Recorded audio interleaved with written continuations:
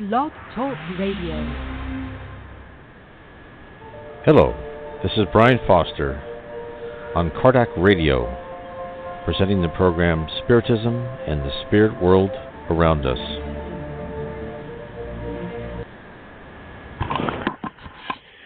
Tonight, our subject is, what is heaven like?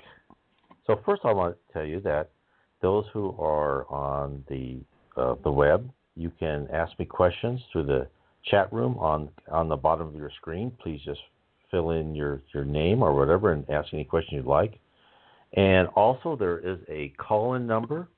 It's area code 858-769-4705. Again, that number is 858-769-4705. Again, it's 858-769-4705. So, I didn't find anything for its area for code tonight, 58. is the subject is, what is heaven like? So, the quest to begin what is heaven is like starts with Allan Kardec's The Spirits book. Allan Kardec organized a series of questions designed to discern the exact nature and wishes of the spirits. And as he compiled this book, he didn't accept information from just one medium, but verified the response to a question from multiple mediums throughout Europe. Some well-known people have been spiritists, such as Thomas Edison and Sir Arthur Conan Doyle. And the questions and answers about heaven is way in the back of the book. And the idea of heaven is not a major preoccupation of the spirits. That's just something where they are. They take it as a matter of fact. It's a place they still work and learn and hope to improve themselves. And although even the lowest rung of heaven is much superior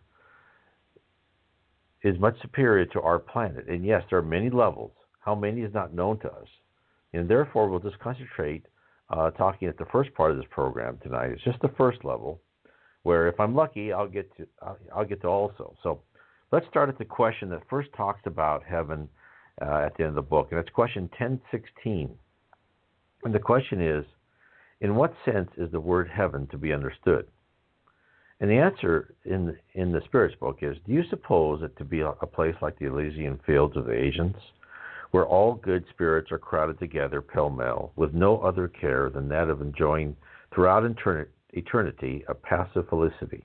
No, it is a universal space.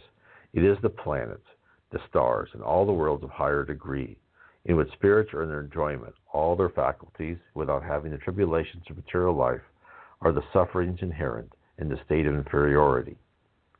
And if you're curious about the state of inferiority, we are in that state of inferiority. So it's not the Elysian fields. It's not the place where you leisurely waste away your days for infinity. And so for the description of one of the higher levels, let's talk about the higher levels first. And this is in the book Renunciation, written by the Spirit Emmanuel, psychographed by Xavier in Brazil, 1944. It is set in the 17th century on Earth. But in the beginning pages, it talks about a high-level spirit, Alcyone, and she is planning on returning to Earth to help her love progress during his life. And the passage that he wrote describes a high-level heaven. This is what he said. Soon thereafter, she was in a wonderful sphere, indescribable in its magnificence and grandeur, the splendorous sight of it exceeding anything that could ever characterize beauty in the human sense. The sacred vision of its entirety was far beyond the famous city of the saints, as idealized by the thinkers of Christianity. 3 blazing suns poured oceans of magnificent light into the ermine ground in unique changes of color, like celestial lamps lighted for the paradisical feast of immortal spirits. Exquisite buildings surrounded with indescribable flowers took the form of castles, carved with golden filigree, radiating multicolored effects. Winged beings came and went in pursuit of sanctified purposes, in an endeavor of a superior nature, inaccessible to the understanding of earthlings. Dominated by inexpressible thoughts, Alcyone entered a temple of majestic proportions. High above the radiant sanctuary rose a translucent tower made of solid, transparent substance, similar to crystal. Harmonious melodies pointed forth from within it. The majestic shrine was a colossal hive of work and prayer. So doesn't that sound just marvelous? I mean, and that's a target we should all shoot for. But don't get too excited, because most of you here on Earth probably won't be going there. We'll be going to one of the first levels, the lower levels of heaven, and what I just described was a heaven for high and purified spirits. There are many levels, and in fact, in the Reverend G. Val Owen's books, Beyond the Veil, spirits talk about first level, second level, 10th level, and but don't get too caught up on this, because even they say they talk about the numbered level just to tell us the different levels. It's really not known to us exactly how many levels there are or what level means what, but they just try to describe that there are multiple levels of heaven. So one of the first books I read, which is No Solar, again, it's psychographed by Chico Xavier, and this book was dictated by the spirit of Andre Luis. And he was a doctor in Rio de Janeiro, probably in the early 1900s. And this was the first book that was dictated to Chico, and it was written in 1944. He dictated many more books, and one of his last books was And Life Goes On, was psychographed in 1968. And the story of No Solar is the journey of Andre from his death to the arrival at the celestial city of No Solar. And in this book, and he describes his first impressions upon being outside of the shelter he was taken to during his recovery. The spectacle of the streets impressed me. Wide avenues bordered with trees, pure air, an atmosphere of profound spiritual tranquility. However, there was no sign of inactivity or idleness, for the city streets were crowded. Countless individuals were coming and going. Some seemed to be thinking of far-off places, but others looked at me warmly. This is what he said. So, in the descriptions we've read so far, of a high level of heaven, and then also in what Andre Luis wrote about during his level just above the lower zones, the umbral, is we see a sense of organization. We see structure. We see well-planned roads, houses, people going about in a logical manner. And so what we see is life on earth is a poor reflection of heaven. And we try to organize as our spirit-guided intuition tells us, but all our efforts, we fall short of perfection. We are a poor reflection of what heaven is organized like, which actually makes sense, doesn't it? Is that we're like children trying to be like their parents, but not understanding everything about it. And since we aren't pure spirits and we don't have complete love in our heart, our institutions, our organizations are far inferior. And this is what I think people, when they think about heaven, they think about going into the clouds, singing, hymns going on, but that's about the end of it, right? They think they can do nothing, but that doesn't happen. We work. So one thing to understand is the first level of heaven actually has a system of governance. And why shouldn't it? Without a system of governance, it'd all be just a chaotic mixture of souls with no purpose. And this is how Andre Luis describes the civil structures. And this is, he's being told by one of his guides in the Celestial City. During our collective prayers, haven't you seen our spirit governor surrounded by 72 assistants? Well, they are the ministers of No Solar. The colony's purpose is essentially labor and production, and is divided into 6 ministries, each under the direction of 12 ministers. There are ministries of regeneration, assistance, communication, elucidation, elevation, and divine union. The first 4 connect us with the terrestrial spheres. The remaining 2 link us with the higher planes. Thus, our spirit city is a transition zone. The ministry of regeneration carries out the most ordinary services, whereas the most sublime ones belong to the ministry of divine union. So, this is what he said. So, first you may ask why the name No Solar. And you may say, am I going to a place where all they speak is Portuguese? No. So No Solar is just a location above Rio de Janeiro. There are numerous celestial cities above different geographical locations on Earth. If you live in London, you'd probably go to a celestial city somewhere above London. So, a little bit of history of No Solar. It wasn't found until the 16th century, after the first Portuguese settlers arrived in Rio de Janeiro. Once there, they found the spirits of the native inhabitants and worked building the cities that stand today. So they actually worked building the city. Therefore, when we lose our physical bodies, we lose the matter clothing us on earth, but we still have the form of our human existence. Our thoughts create our form in the manner that we think of ourselves, which is usually in our 20s or 30s. It depends what you want. We appear to have a physical form, but made of less dense material that we have on earth with no ability to perceive.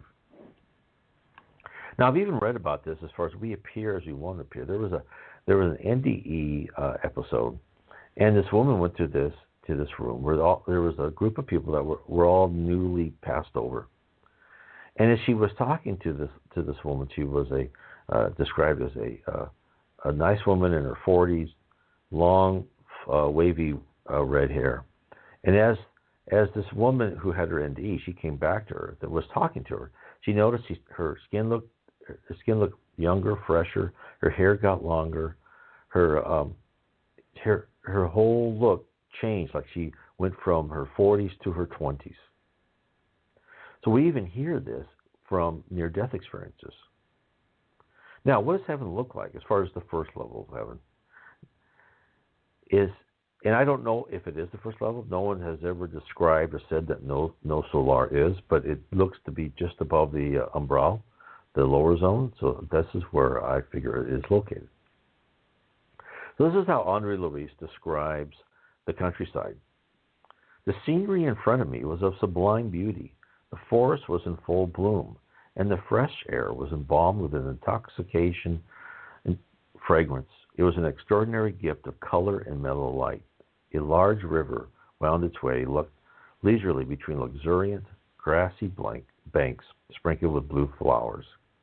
The water ran by so peacefully, so crystalline, that it seemed tinted in the sky blue. Mirroring the color of the firmament, wide pathways cut through the green landscape. Leafy trees were planted at regular intervals among them, offering friendly shade like pleasant shelters in the light of the comforting sun. Fancifully shaped benches invited one to rest. So that's another thing you see within NDEs, and you see in other accounts, is the description of the vividness of the colors and the natural beauty. And it parallels other descriptions of heaven. So, now you ask, you're in this beautiful place. You've made it to the first level of heaven. What do you do there? So, prepare yourself for bad news. Heaven is not all leisure and fun all the time. But think carefully which one of us could stand it. Do we wish to be useful beings, contributing to a cause greater than our own, led by people who have the position based entirely on merit, with centuries of experience behind them? Of course we do. This description of the types of work that is given to Andre Luis is as follows. This is what he says. His friend says to Andre, "We are no longer on the sphere of the globe where discarnate spirits are compulsorily promoted to ghost status. No, we live in an environment of hard work. The jobs in the Ministry of Assistance are laborious and complex. The duties in the Ministry of Regeneration require strenuous efforts. Those in communication demand a high standard of individual responsibility. In elucidation, they require a greater capacity for work and profound intellectual values. Those in the Ministry of Elevation require self-denial and spiritual enlightenment. Lastly, the activities in the Ministry of Divine Union require wisdom and the application of sincere universal love." The government center, in its turn, is the busy seat of all the administrative activities, and numerous services are under its direct control, such as nutrition, electrical energy, traffic, transportation, among others. Actually, the law of rest is strictly observed here, so that certain workers do not become overburdened than others, but the law of labor is also strictly adhered to. As for rest and relaxation, the only exception is the governor himself, who never uses what is entitled to in this respect. So, there is a wide range of occupations in heaven, something for everyone who wishes to contribute. Although with my resume, I'm lucky to get a job painting the white lines in the center of the roads. But isn't that marvelous? And from what I can understand, you're not just assigned something. You look for something. You look for something you want. It's like when you've had a dream job, and I'm sure, hopefully everyone who is listening has had sometime or another a wonderful job where they enjoyed everybody's company.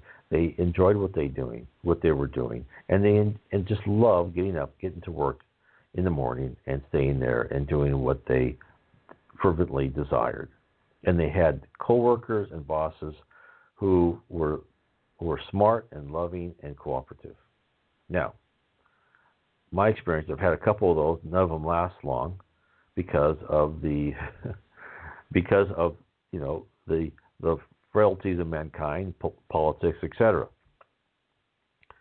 But to give an example of this, Andre Luis is now ready to find occupation. He wants to work. He wants to contribute. He doesn't want to be idle. So he goes to the Minister of Assistance. And he's there at the same time when he's with a woman who's requesting to return to Earth in spirit form to look after her family. And this is what he listens in on this conversation. And she goes to the Minister of Assistance, Clarencio, and this is what she says. I would like to be granted the means of watching over my children myself in the physical sphere, replied the afflicted mother. I am sorry, my friend, said the loving benefactor, but only in the spirit of humility and service are we able to watch over someone. What would you say about an earthly father who wanted to provide for his children, but then remain idle in the comfort of his home? The Father has created labor and cooperation as laws that no one may break without causing damage to himself. What does your conscience have to say on the matter? How many hour bonuses can you present for your request? The woman answered hesitantly, 304. It's a pity, continued Clarence, smiling, that you have lived here for over 6 years, but you have given the colony only 304 hours of work. However, as soon as you recovered from the struggles you had suffered in the lower regions, I offered you a praiseworthy job in the vigilant team of the Ministry of Communication. But that was intolerable work, she interrupted, a constant struggle with malevolent entities. Of course I couldn't adapt to it. So here's a conversation. Let's do the calculation of what she thought. She worked 304 hours over a 6-year period. Therefore, she worked a little less than 8 40-hour weeks, 2 months. So she was in heaven, and she did live almost the idle life, right? So she worked 8 weeks. She was clothed and fed, sheltered, and she was in a marvelous park-like atmosphere. So you're not forced to work, but then you also need to work in order to receive any extra compensation above that, right? So you work to get your own house. You work to be able to go to Earth. You work for enjoying entertainment centers or taking lectures at different schools. You need to have some sort of credit. So all receive, no matter what level of work, the same amount per hour. Now, there are exceptions for sacrificial official services where the hour bonus is doubled or tripled. Now, in the book it says this pertains to No Solar. This may be different in other celestial cities. So her dialogue continued with the minister through a whole litany of jobs the woman attempted but abandoned after a few days of work. And so one can determine that she has no urge to perform any meaningful service. So most probably she'll be reincarnated into a position where she will learn the next life the value of hard work. Now, she must have been a good, loving person, but she did, for some reason at this level in heaven, she didn't wish to work, and no one is forcing her to. That's where you still have free will. This is the most important thing. In heaven, as well on the lower zones and the abyss below, you have free will to be what you want to be. So if you do not want to improve, you do not want to learn, you can stay that way. So what about families, right? So in many NDEs and movies where people go to heaven, they reunite with family members. And often families live in the same house, just as it is on Earth. Some members leave for a reincarnation experience and with their house and their family members waiting for them on their return. And given the variety of life on Earth and the fact of multiple lives, there are some unusual circumstances which occur. And in one, under Louis' documents, he is invited into the home of his friend Tobias, and he meets Hilda and Luciana. And Tobias tells him about his family situation. This is what he said. I believe I should tell you about my 2 wives. What do you think? Oh, well, yes, I murmured, extremely confused. You mean that both Hilda and Luciana shared your Earth experience? That's right, he answered calmly. Hilda cut in and said, please excuse our Tobias. Brother Andre, he's always eager to talk about the past whenever we meet with someone newly arrived from Earth. Shouldn't it be a cause for joy, added Tobias with good humor, to have defeated the monster of jealousy and to have gained at least a small degree of fraternity? So just as there on Earth are multiple families and relationships, the one important difference is that families in heaven are together based on affinity. So they are there because they love each other. Their longing and love to be with one another binds them. Those who have no wish to be part of a particular family will find their own group, where shared principles and interests create a strong, loving bond. And this is really the basic principle of heaven, the umbral, lower zone in English, all the different stages of heaven is the law of affinity. The law of affinity is like this big filter. We are placed where we belong with others like us. So one of the big mundane secrets of heaven is that when you die, you do not turn into an angel, this good, wonderful person. You are in a different body, a less dense body, but you are who you are. And if you were a pickpocket or a con man or something like that in Earth, you will go where there are other people who are just like you. If you are a nice, decent person, you will go where there are other people just like you. So, given all that I've said, isn't heaven a bit familiar? It's a similar to Earth, just better. And when you get into the heaven, you leave behind those people who had hate, envy, and selfishness, or were criminals of any sort, are filtered out. They go to where the law of affinity puts them. You are with good, decent, wonderful people. Now, those people in the lower areas all have the chances, and in time will come up. They will learn. That's why that's why Earth is as it is. There's a vast difference in maturity of different spirits who are on Earth. And heaven, at least at the first level, is a stepping stone to even more elevated existences. Not only intellectually, but also the joy, fraternity, and unconditional love will result in your ascendance into our plane, a place where once you arrive, I would appreciate it if you come back and you tell me about it. So let me just take a quick break, and we will. And please call in again. Call in at 858-769-4705, and I will start a quick break right now.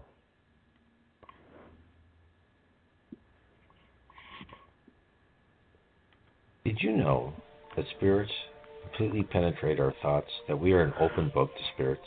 So anything we think can be picked up by good, bad spirits, by spirits in other spheres, in higher heavenly spheres. All of our thoughts are present for everyone to look at.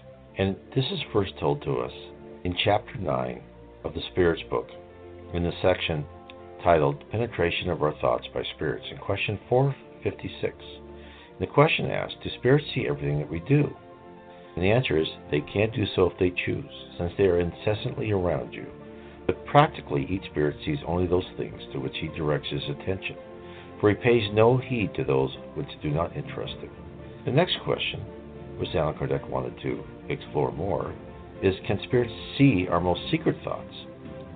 And the answer is, they often see what you would fain to hide from yourselves. Neither acts nor thoughts can be hidden from them. And in this vein, in the book, The Veins of Mediumship, there's a foreword by Emmanuel that tells us that all our thoughts are like radio waves. Our thoughts, like our brains, our bodies are like a radio tower. Everything we think goes out into the universe. So every action we do is preceded by thought, and those thoughts are open to anyone who wants to intercept them. So it's just something to keep in mind. So as we try to improve on Earth, it's not just our action, it's not just keeping our mouth closed. It's also improving our thoughts and making a habit of only thinking good thoughts.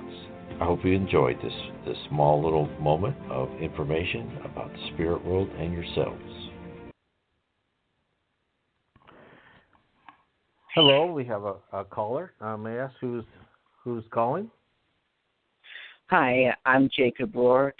I just I'm curious about just like the process of what happens like when we cross over.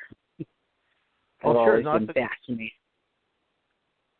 I've always been fascinated about that. Yeah. So there are many actually scenes in the different Andre Luis's books and other books as far as what happens when you cross over. And there's two major times of what you may be talking about. And first is as a person is dying.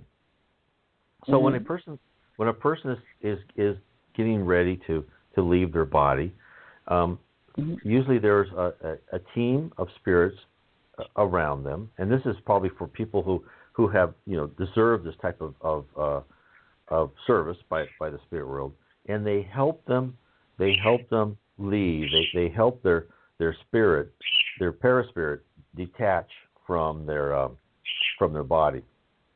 And in fact, there's several episodes where people who are, they must have a bird in their background. It's like a parrot. So there's sorry. That's okay. So they're usually, and if people are around the person who's dying and they pray for them and they want them to stay, it's harder for them to release. So usually they will make that person feel a little bit better. They get the people to leave them alone for a while, and then they'll bring the spirit and they will start detaching their spirit from their body, and they'll be confused at first. So they will raise the spirit out, and then the paraspirit, which attaches the spirit to the physical body, will be decoupled from that. Yes. Nice. And what's life like in the spirit world? Are there like I know we do a lot of work, and we also there's some leisure. Are there like malls and like even amusement parks and like similar stuff we might find down here? So there are, I've not heard of amusement parks or malls, but I'm sure there must be something like it. I know there are cities, and in fact, there are places of education, and there's many places where they give concerts and big shows as far as in lectures. And in fact, in one in the book by A Communication of Spirits by the Reverend G. Val Owen, his mother talks about the College of Colors, where show. So yeah, they look at different colors, and they research different colors, and then they use that to enable them to decide how to do animals and vegetables and how colors react with sunlight. They also look at it with colors, because in the colors in the clothes that they wear in the spirit world, many of them wear clothes that react with their environment and their mood. And they talked about that in Life Beyond the Veil, and they also talked about it in a book, In the Realms of Mediumship, it was a book by another book by Andre Luis, is that they also talked about their clothing changes with their different emotions. Yeah, I bet heaven is a wonderful place to be. Yeah. Well, that they say is that whatever we do here to sacrifice through the lives we have to go through, trials we have to go through, and if we go successfully through our trials, we will be rewarded 100-fold in heaven. So, I think that's an important thing for people to remember, is that, we go through daily life and sacrifices here. Yeah, I'm a spiritist myself, and I'm doing everything to just live according to Spiritism, just every way I can. So let me ask you, what did you think heaven was like before you became a spiritist, started exploring this? What was your impression of your thought of what heaven would be? Or did you think there was a heaven? I had been studying near-death experiences for many, many years, which ultimately led me to the discovery of Spiritism. Mm-hmm. And then what you saw on near death is a lot of people saw bright lights, right, and fuzzy figures, and a lot of that is what, if you read about Spiritism and other literature, spiritist literature, you find is that the reason they couldn't see their surroundings very well is they weren't adjusted yet, because as each higher stage in heaven, the light becomes brighter and brighter, and you have to have that capability. And then when you're in the level you should be, you see everything very, very vividly. Mhm. Yeah. So did you think about the? Go ahead. I'm sorry. Because what were you going to say? Well, I just said, what did you think heaven was like even before you looked at NDEs? What got me interested, you mean? Yes. Well, I guess I started having like little experiences, and like I've started hearing like people who have had near-death experiences, and my dad used to be a nurse at Harborview at medical center, and he talked about people who've had those experiences, and I've even talked to people either had those experiences themselves or known other people who've had that. Oh, really? Yep. Oh, that's interesting. So, do you have any that you could tell us?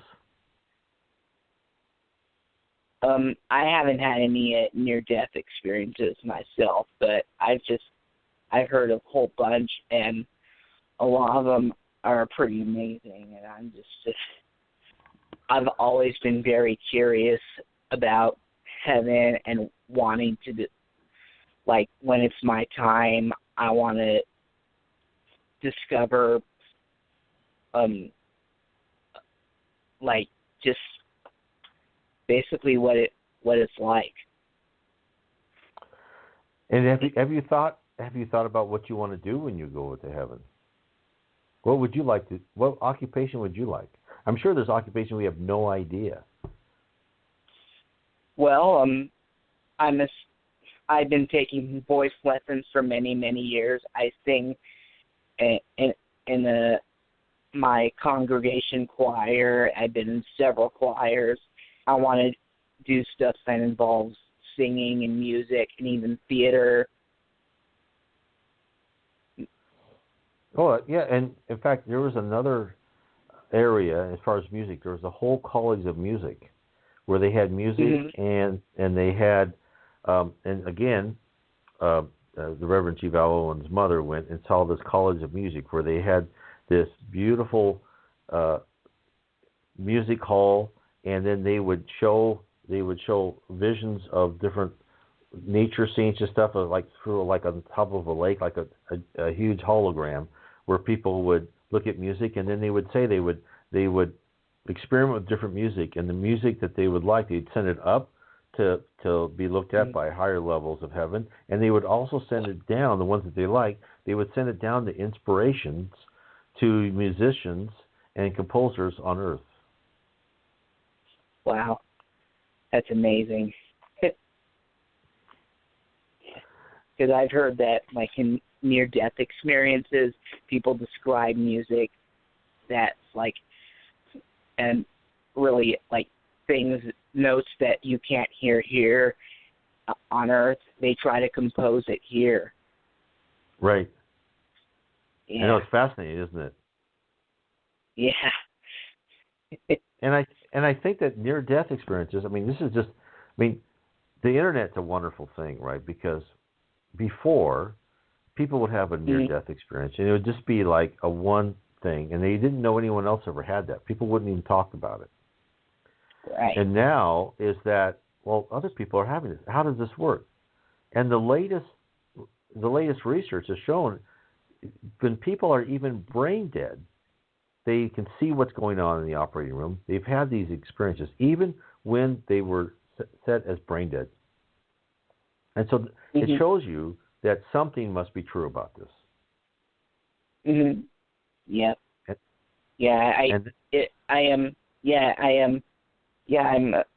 I'm kind of like thinking and wondering that if maybe we're going through like another like transition, like if we're in the middle of being transformed into a regenerative planet.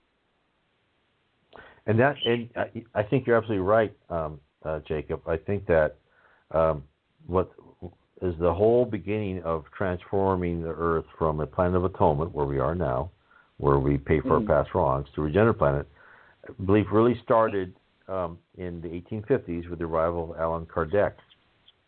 And how long that's going to take is, as far as the, I think it was in the Gospel According to Spiritism, I can't remember which book it was in, but they were talking about is that eventually, as more and more good souls are reincarnated and are greater than the number of more, I won't say bad, but I should say immature spirits, is that we'll get closer and closer.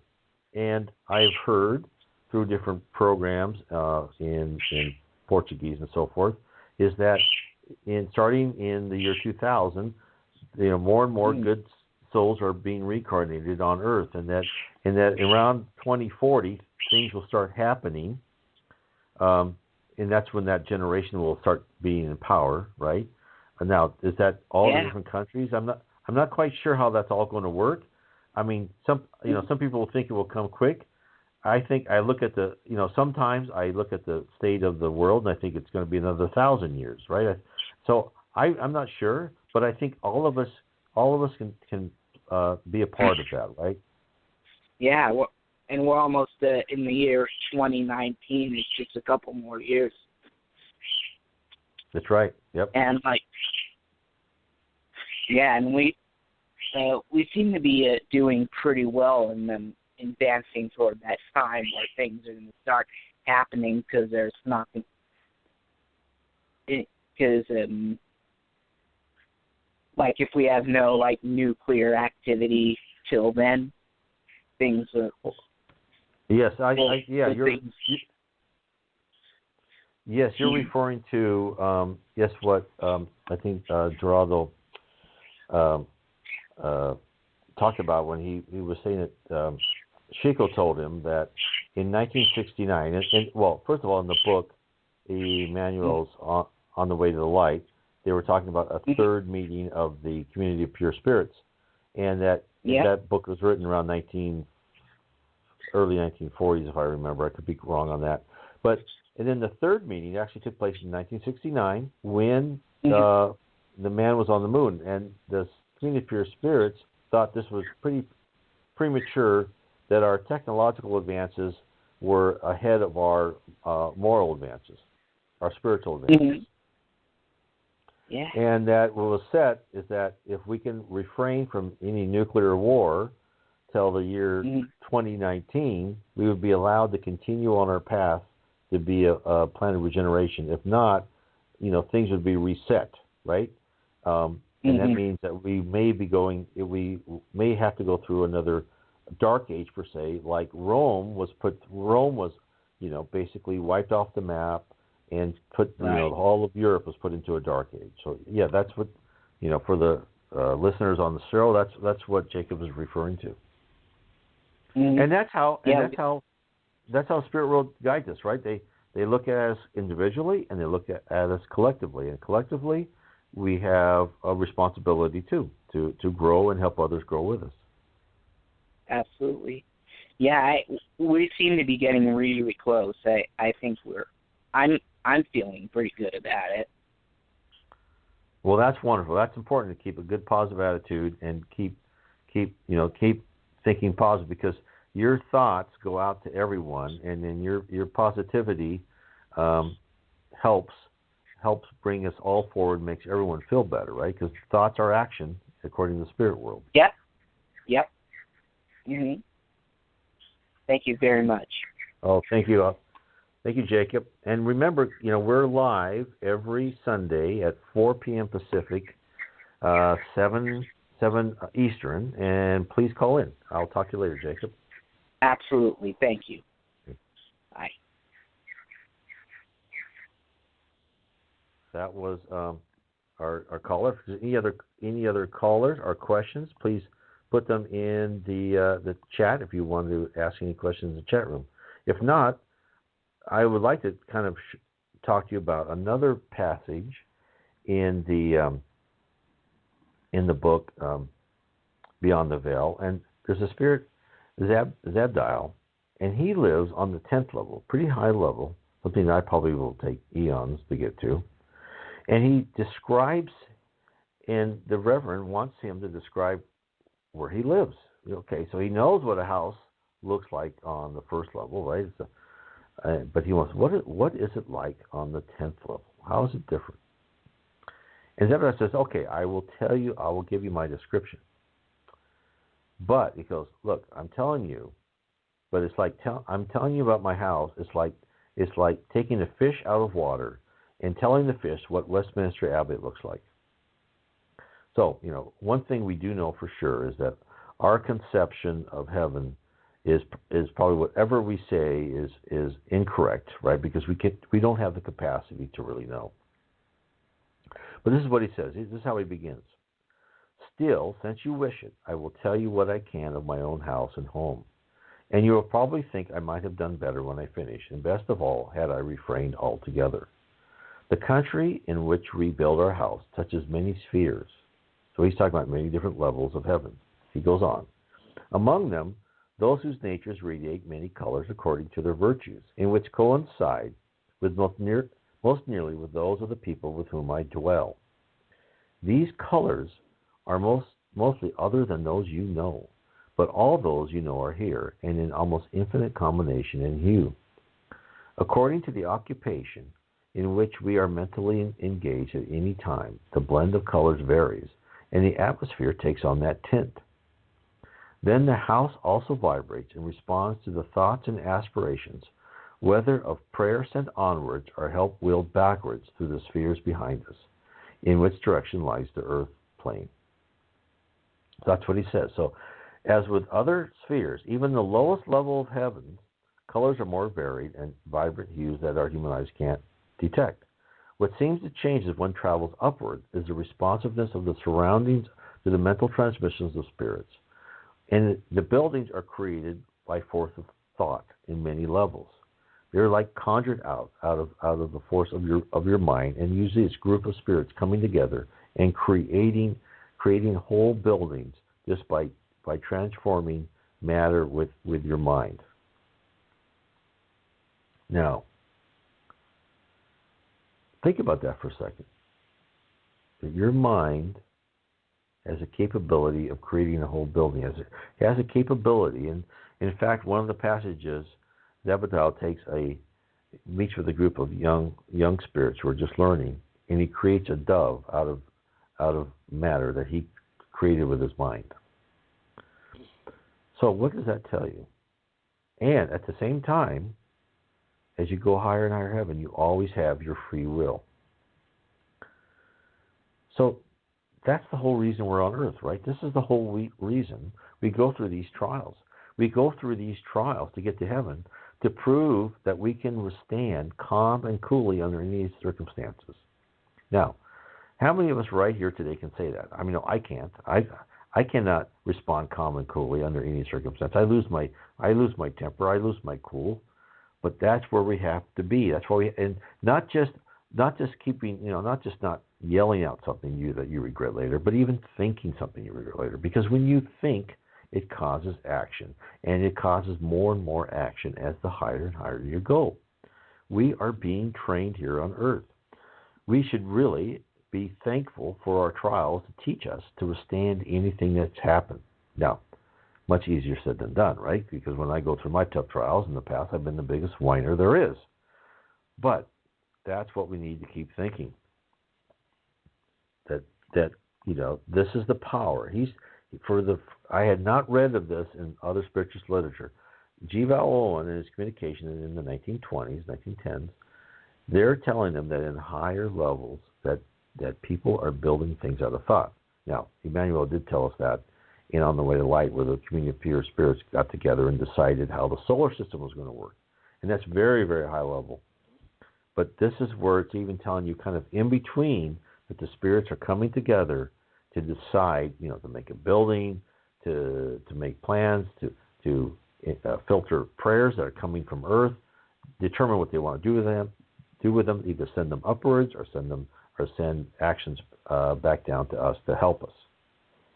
I'm going to just take another quick break here, and we will come right back in just 1 minute or 2 minutes. Here is a prayer that I got from the Spiritism Society of Virginia, and it's a prayer to ask for a fault to be corrected. You have given me, O God, the intelligence I need to distinguish between good and evil. Thus, the instant in which I realize that something is evil, I am guilty if I do not make an effort to resist it. Keep me from the pride that may prevent me from perceiving my faults, and from the evil spirits who may incite me to persevere in them. Among my imperfections, I realize that I am particularly inclined toward, and fill in the blank whatever you wish. And if I do not resist this inclination, it is because of my habit to give in to it. You did not create me blameworthy, for you are just, but you created me with an equal aptitude for either good or evil. If I have followed the evil pathway, it is a result of my free will. But for the same reason that I have the freedom to do evil, I can also do the good. Consequently, I can change my course. My current faults are the remains of my imperfections I have retained from my previous existences. That is my original sin, from which I may unburden myself with my will and the assistance of good spirits. Good spirits who watch over me, and especially you, my guardian angels, give me the strength to resist and emerge victorious from the struggle. Faults are barriers that separate us from God, and each one that is overcome is a step taken on the path of progress that shall bring me closer to Him. The Lord, in His infinite mercy, has willed to grant me this present existence to serve for my advancement. Good spirits help me to take advantage of me so that I may not waste it, and that when it pleases God to take me from it, I may leave more evolved than when I entered. So I hope you like that prayer. I think it covers many bases, and it gets to the heart of the matter to help repair that which you think is lacking, or that type of habit that you may want to guard against and get, and then evolve yourself out of that habit of giving into whatever that predilection that you have been doing. So hopefully you can remember parts of this, and you can use it in your own prayer at night or in the day or whenever you think, and just think positive and ask for help. I hope you like this little moment from the Spiritism Society of Virginia. Well, welcome back. Now, I want to carry on a little bit on what Xavier talked about in life in the 10th level of heaven. He also said that music proceeds from us, not necessarily by mouth, but often more directly from the heart. And this is taken up also in response by the buildings around us, which are part of our energizing, and also the trees and flowers and all plant life is affected and responds. So everything's animated. It's like you're living in this animated world that reacts to your thoughts. This is why we go through and we have to control everything. We have to get this marvelous control and discipline. So then he talks about what his house actually looked, the physical description of the house. He says, the house is 4 square, and yet the walls are not 4 alone, nor at angles each to the others. They too are blended, and the outer and inner atmosphere mingles through them. These walls are not for our protection, but for other uses. And one is to concentrate our vibrations, to focus them in their transmission to distant regions where our help is needed and desired. Thus we reach the earth also and sense your doings there, and send you words of instruction or help in other forms, in answer to the prayers which come to us for us to deal with. Here also descend those of higher spheres, and by means of these houses and other influences prepared, become tangible to us, that we may commute with them on matters which perplex us. From this house we also send strength for those who from time to time are commissioned to us from the lower spheres, as enables them, for the period of the sojourn among us, to endure the conditions of the sphere with no great discomfort, and to also converse with and to see and hear us, what otherwise they may not do. Again, this is kind of what I said before, is that a person's comfortable in the sphere they are in, and as you ascend spiritually, if before you ascend spiritually, if you just tried to wander up in these higher spheres, the brightness of the light would just you couldn't see. You would feel uncomfortable. You would not want to be there. You would go back to where the law of affinity put you. But as you progress, as you go from one level to the next level, and your spirituality increases, and the love in your heart, because the light is really a reflection of the love in your heart. That light goes out, and you're used to that light. So Zabdal knows he's never really well described the house yet. He's just kind of gone around it. So he finally gets to what the house looks like. He says, okay, as to the aspect of this house from without, I will give you the description of one of those of a lower sphere, which is nearer your own.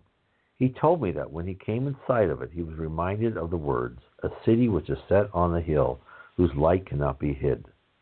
He was a long distance away, but paused and descended to the ground, for he came so far by aerial travel. He shaded his eyes and gradually was able to look again at the mansion on the hill, far away in its brightness. He said he saw great towers, but they shone so brightly with their blue light that he could not tell where they actually ended, because the light shot up in the heavens above and seemed to continue there indefinitely. Then the domes, some were red and some were gold, and the light from these were likewise too dazzling to see where they ended, or what was their size. The gates and walls likewise shone silver and blue and red and violet, and blazed with dazzling light, which bathed the hill below, and the foliage of the trees around, and wondered how he would enter, not be consumed. But we saw him, and sent messengers to deal with his difficulty. And when at last he turned to bless us and depart, his mission being ended, he said to us, a thought strikes me upon me at this time of parting. My fellow workers will ask, what manner of place is that which I have been, and how shall I tell them of this glory, which once again I am altogether in my own sphere, and resume its more straitened powers? And we replied, this is what Zabdiel said, son, you will never be quite as you were hereafter, for in you will remain somewhat of the sphere's light and perception. But what you in your heart will be able to remember will be of a larger measure than you can give to them. For they would not understand if you could tell them. And to tell them you would perforce to have to use the language which is current here. Therefore tell them to bend their wills to further development. And one day they shall come and see for themselves what you have seen, but are unable to relate. And so he went away in great joy and uplifted. So this is what Zabdiel is telling us. In essence, to truly know what heaven's like, you have to strive to get there. You have to work to get there. The descriptions given by spirits, by their own admission, are never wholly adequate to the task of describing, Westminster Abbey to a fish. So everything we hear is probably tangential, right? It's probably hints of reality. It's like they say, when Christopher Columbus first came upon the shores of the New World and the Indians were looking out across the ocean, and you would think, in your mind, you would think, okay, they would see big ships, but they probably didn't know what they were. They might have thought they were clouds or a whale, because they had no base, right? No foundation to know that ships that big with sails were on the sea. The same thing with us. We have no point of view of really what heaven is like. So people can describe all they want, and we have just a poor idea of it. So, what we are certain of is the need to spend time and effort to irretrievably alter our character and remove our blemishes, right? And to be awarded the privilege to not only enter the narrow gates of heaven as described by Jesus, but then to ascend its multiple stages. So our labor and sacrifices to better ourselves on earth, as I'll say again, we're told, I've read this many times, will be repaid 100-fold. We have no idea how life is in heaven. And therefore, and this is the important part, right? When we, in our life here, we strive for luxurious good. We'd like to save for that or this. And that's all fine. There's nothing wrong in that. But what to remember is that if one strives for these temporary material goods, and they strive for that in a manner that is not honest and fair to other people, that what will happen? So is that it's not worth it. Whatever temporary goods that you get by nefarious means is never worth the price you're going to pay by not going to that spot in heaven where you should be with others who are kind, good, gentle, caring, and loving people, right? So there's nothing more important than that. So I want to thank everyone at the end of the program. I think it's and thank you for the callers. And please remember, we're here every Sunday, 4 p.m. Pacific, 7 p.m. Eastern. And that please call in, use the chat room, ask your questions. And now I will leave you with the closing audio clip. Thank you very much.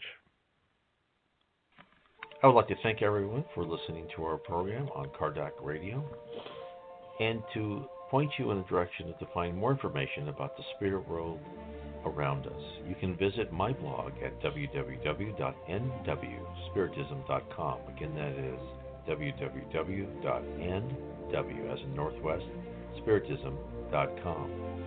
And if you are ever in the Northwest, I certainly would welcome to have you come to our meeting on Bainbridge Island near Seattle in the state of Washington. Many blessings to all of you, and please continue to explore Spiritism and the spirit world around us.